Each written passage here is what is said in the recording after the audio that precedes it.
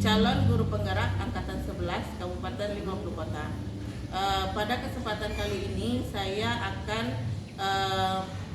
melengkapi tugas demonstrasi kontekstual pada modul 3.1 tentang pengambilan keputusan yang bertanggung jawab yang bernilaikan nilai-nilai kebajikan. Pada wawancara kali ini saya berkesempatan untuk mewawancarai kepala sekolah saya sendiri, yakninya Pak Andriadi SPD selaku kepala sekolah di UPTD SMP Negeri 1 Kecamatan Situjuh Limonagari. Selamat siang Bapak, maaf mengganggu waktunya sebentar Bapak. Kali ini Dalza akan melengkapi salah satu syarat di tugas demonstrasi kontekstual pada modul 3.1 Pak, tentang pengambilan keputusan yang bernilai kebajikan Pak. Langsung saja ya Bapak. Pertanyaan pertama, selama ini bagaimana cara Bapak mengidentifikasi kasus-kasus yang merupakan dilema etika atau bujukan moral Bapak? Terima kasih Bu Dalza.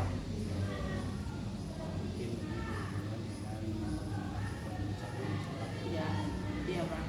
Kasus-kasus yang ada di kita. Iya Pak. Jadi selama ini kita di sekolah kasus-kasus seperti itu memang mungkin setiap hari selalu. Iya. Cuman kita mengidentifikasinya atau memilah-milahnya kasus mana yang harus kita lanjutkan, Iya.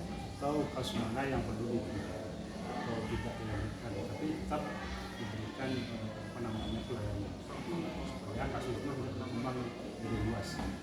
Jadi cara mengidentifikasi itu pertama dengan melibatkan seluruh pemangku pendidikan sekolah, baik itu wakil kurikulum, wakil kesiswaan, kemudian pembina OSIS, pembina kegiatan desa, itu tetap kita libatkan di dalam mengidentifikasi kasus-kasus yang terjadi, sehingga kita bisa nanti memetakan mana kasus yang perlu kita tangani serius, mana yang kasus yang kita semacam memberikan peringatan pada baik itu di lingkungan siswa itu sendiri maupun dengan sesama pendidik. Itu kira-kira cara kita mengidentifikasi. Oke Pak. Selama ini kira-kira bagaimana Bapak menjalankan pengambilan keputusan di sekolah, terutama untuk kasus-kasus di mana ada dua kepentingan Pak? Ya. Yang pertama itu adalah sama-sama benar atau sama-sama mengandung nilai kebajikan Pak? Sama dengan penyelesaian kasus yang lain pada umumnya. Iya Pak. Pertama kita dulu mengidentifikasi kasus apakah bisa kita lanjutkan atau tidak. Kemudian yang kedua untuk melibatkan unsur pimpinan. Iya Pak. Dalam hal ini wakil, kita punya dua wakil, kesiswaan dan wakil kurikulum. Kemudian kita akan dapat briefing antara rapat pimpinan. Iya, rapat pimpinan. Kemudian setelah itu kita mengungkapkan masalah-masalah yang terjadi. Meskipun kedua-duanya sama-sama betul, tetapi pengambilan keputusan kita sudah kita kita libatkan unsur-unsur terkait. Kemudian setelah itu, setelah dapat keputusan, baru kita panggil satu persatu pihak-pihak yang terlibat. Contohnya si A, kita panggil si A dulu. Kita berikan semacam masukan dan pandangan agar si A itu bisa memahami ini yang terjadi. Seharusnya begini. Kalau memang betul si A itu nanti kita jadikan referensi. Kemudian setelah itu kita panggil pula pihak sisi B misalnya. Lalu kita konfirmasi. Setelah ada kesepahaman masing-masing mereka, kita bertemu. Sehingga mereka itu tidak perlu komplain dan segala macam. Meskipun mereka itu sama-sama benar. Iya. Sama-sama benar. Yang si A benar, yang si B benar. Mungkin cara komunikasi itu kita bangun. Jangan terjadi miskomunikasi atau salah persepsi. Terima kasih Pak. Kira-kira seperti yang Bapak jelaskan tadi sudah mungkin sudah termasuk langkah-langkah atau prosedur yang biasanya Bapak lakukan ya Pak ya. Selanjutnya biasanya hal apa saja yang Bapak anggap efektif dalam pengambilan kasus-kasus dilema etika ini biasanya Pak? Oh, saya tetap berpandangan bahwasanya pengelolaan sekolah tidak hanya dari Iya. itu yang penting. Iya, Karena Pak. semuanya kita terlibat pendidik, pendidikan, Iya, Pak. unsur pimpinan. Iya Pak. Pimpinan kita, waktu tua sekolah, bendahara sekolah, pembina kegiatan. Dan saya tetap melibatkan mereka sehingga pengambilan keputusan itu tidak belah sebelah. Iya Pak. Tidak juga menjadi tanggung jawab saya pribadi, Iya, Pak. tapi tanggung jawab institusi. Karena yang mengambil keputusan itu adalah institusi. Selama ini keputusan yang kami ambil bersama teman-teman Iya Pak. itu saya rasa sangat efektif Iya. untuk menyelesaikan masalah internal. Berhubung dengan masalah-masalah luar seperti dengan orang tua, kita tetap melibatkan pihak-pihak terkait juga seperti kekejuan, mereka Iya Pak. dan lain sebagainya yang kita anggap bisa menyelesaikan masalah ini. Tentu kita melibatkan pihak luar seperti pemerintah sekolah, Iya. pihak lain dan segala macam. Sehingga selama ini langkah yang kita tempuh cukup efektif untuk menyelesaikan masalah, terutama masalah yang dilema etika. Yang penting tidak ada yang dirugikan dalam pengambilan keputusan. Tidak ada yang Selanjutnya Pak, dalam Bapak pengambilan keputusan tentang dilema etika ini, apakah ada tantangan Bapak dalam mengambil keputusan itu Pak? Ya, setiap keputusan itu ada perubahan. Iya Pak. Kita tidak bisa bilang lari dari hal tersebut. Itu yang paling penting kita keputusan kita ambil itu mencari apa namanya sesuatu yang minim gitu. Iya Pak. Menjadi pertentangan yang sekecil mungkin. Jadi kita ya itu biasanya. Jadi dari etika itu memang tetap ada usahakan untuk menyelesaikan. Meskipun di sana sini kita terdapat apa namanya kurang puasan dan segala macamnya. Tapi secara berangsur-angsur karena yang bersangkutan siswa lah, guru lah yang selalu ada dalam kita untuk kita sambil menjalani kita selesaikan. Dalam menyelesaikan kasus dilema etika ini Pak, apakah Bapak punya jadwal tertentu atau Bapak langsung menyelesaikan di hari itu juga? Dalam kasus-kasus yang sifatnya istilah atau kasus yang tidak mengalami tiap hari atau berdampak besar, Iya Pak. biasanya pada saat itu tidak selesai. Yang ada ya Pak ya. Tapi kalau kasus-kasus yang berdampak Iya. menyebabkan terjadi kasus baru Iya Pak. atau berdampak luas ya, seperti apa namanya misalnya bullying di sekolah Iya Pak. sampai melapor siswa itu ke rumah tidak tahu apa. Iya. Kita melibatkan pihak lain Iya. bisa menyebabkan besar. Iya. Dan itu kita rencanakan. Ada perencanaan. Di samping kita laksanakan secara cepat, Iya Pak. itu juga kita rencanakan mungkin dengan melibatkan ya, Iya Pak. melibatkan pendidikan Iya Pak. dan sebagainya.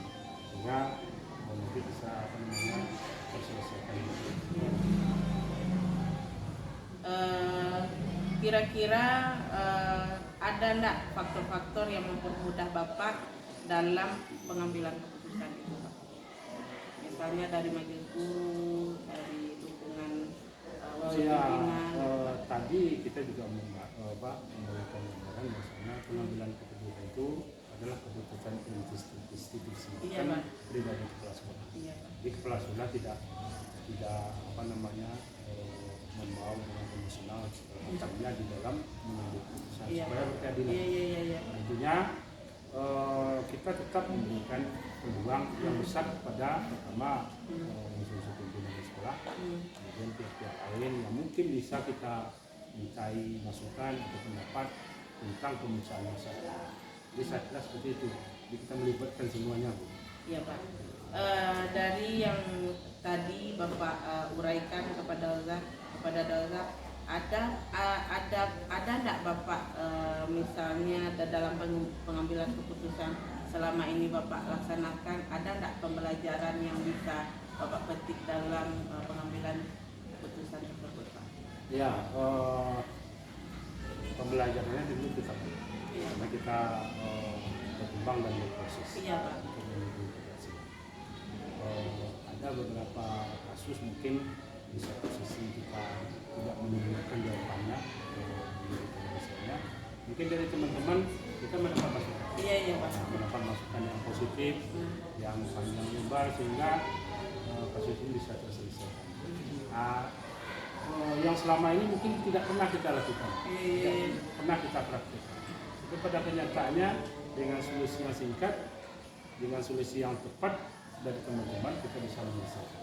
Mungkin saja di suatu pendidikan yang lain tidak bisa kita laksanakan kegiatan itu, aktivitas itu di sekolah sendiri bisa dilaksanakan sesuai dengan karakter sekolah masing-masing. Iya. Mungkin hanya itu pertanyaan dari saya, Pak. Terima kasih. Ya. Mohon maaf sudah mengganggu waktunya, Pak. Mungkin hanya itu. Kita ucapkan assalamualaikum warahmatullahi wabarakatuh.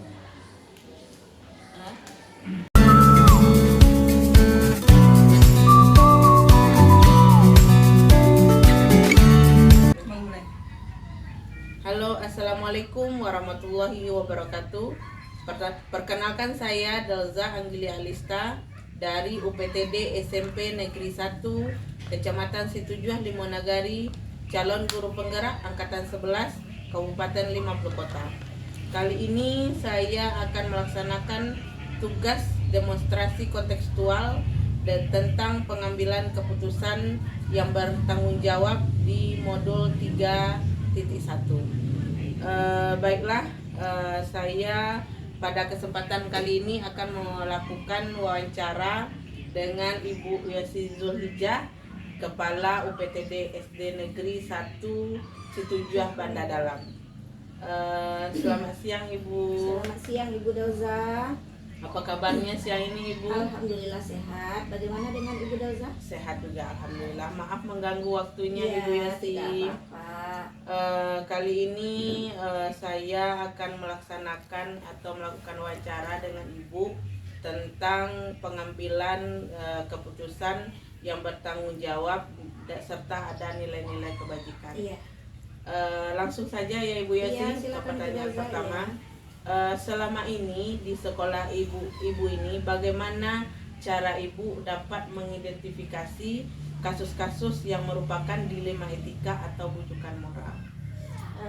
Langsung dijawab ya Bu Iya, Delza. silakan Ibu. Baik Ibu, selama ini kami di sekolah ini mengidentifikasi kasus-kasus apakah itu termasuk dilema etika ataupun bujukan moral itu terlebih dahulu dengan melakukan identifikasi terhadap kasus yang ada tersebut. Nah, jika kasusnya benar lawan benar, maka kita kelompokkan dia ke dalam dilema etika. Nah, jika benar lawan salah, maka akan kita kelompokkan pada bujukan moral. Kita masuk pertanyaan selanjutnya ya, Iya, Ibu Yesi. silakan Bu Delza. Selama ini bagaimana Ibu menjalankan pengambilan keputusan di sekolah Ibu, terutama untuk kasus-kasus di mana ada dua kepentingan Ibu yang sama-sama benar atau sama-sama mengandung nilai kebajikan.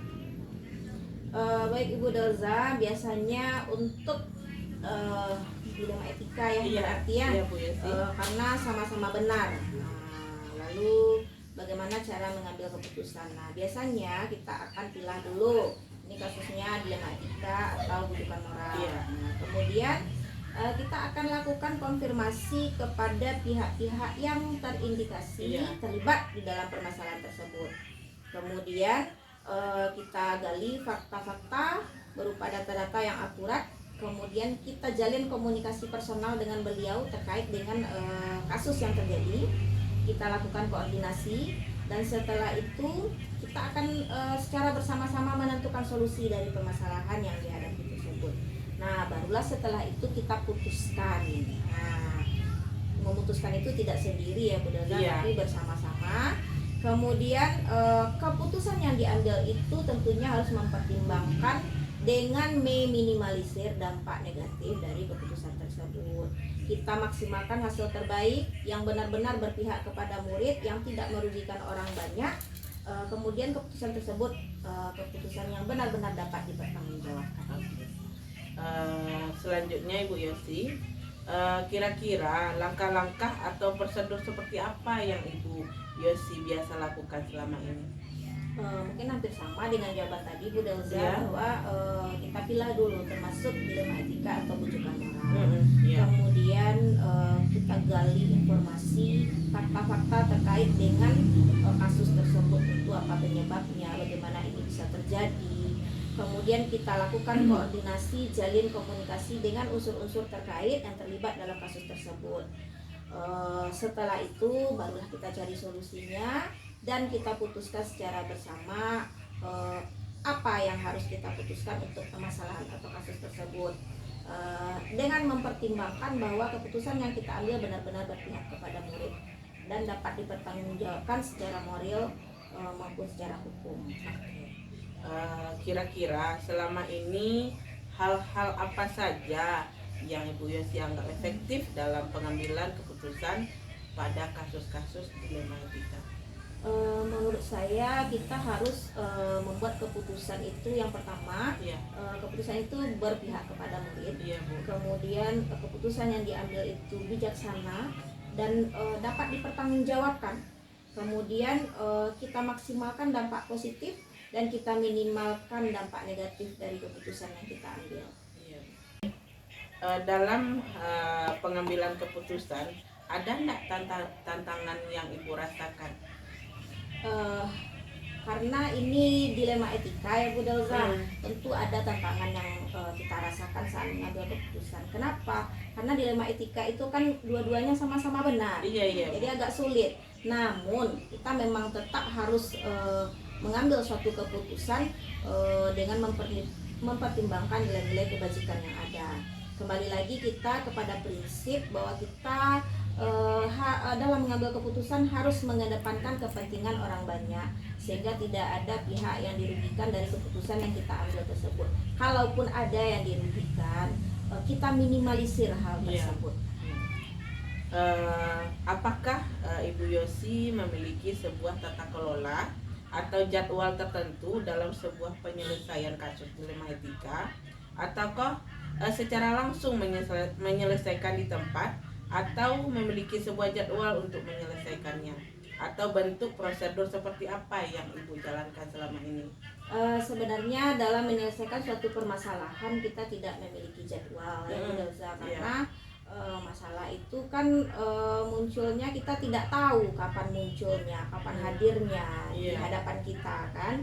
Jadi saat suatu kasus terjadi, suatu permasalahan terjadi, maka saat itu kita akan langsung selesaikan. Artinya tidak dibiarkan masalah itu berlama-lama. Jadi sesegera mungkin kita selesaikan, tapi kita tidak menyelesaikan langsung di tempat karena mungkin ada beberapa hal yang harus kita jaga. Contoh misalnya murid bertengkar, tidak mungkin kita langsung memarahi menyelesaikan di hadapan teman-temannya. Tentu nanti setelah sekolah atau di jam istirahat bisa kita panggil ke ruangan kita. Ada privasi yang harus kita jaga, ada perasaan juga yang harus kita jaga. Nah seperti itu. Lalu prosedurnya biasanya kita akan telaah dulu kasusnya, tentukan fakta, kita cari solusinya bersama-sama. Kemudian baru kita ambil keputusan dengan memaksimalkan dampak negatif dari keputusan tersebut. Selanjutnya Ibu Yosi, adakah seseorang atau faktor-faktor yang selama ini mempermudah atau membantu Ibu dalam pengambilan keputusan?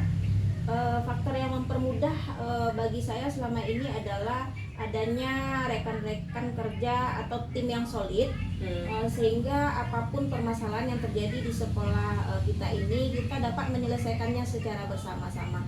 Jadi intinya selama ini sebagai kepala sekolah saya tidak pernah mengambil keputusan sendiri. Saya selalu berkolaborasi dengan rekan sejawat di sekolah saya, sehingga hasil keputusan yang kami putuskan tersebut hasil dari pemikiran kami bersama-sama dengan telah mempertimbangkan dampak baik dan buruknya bagi kami bersama. Diskusi ya Ibu Iya, Yosi ya. diskusi. Oke, kita masuk pertanyaan terakhir ya Ibu Iya. Yosi. Dari semua hal yang telah Ibu Yosi sampaikan tadi, pembelajaran apa yang bisa Ibu petik dari dari pengalaman dari pengambilan keputusan dilema etika? Baik Bu Delza, sebenarnya banyak pelajaran berharga yang bisa kita ambil dari bagaimana kita memutuskan sesuatu. Seiring berjalan waktu sebenarnya saya juga terus belajar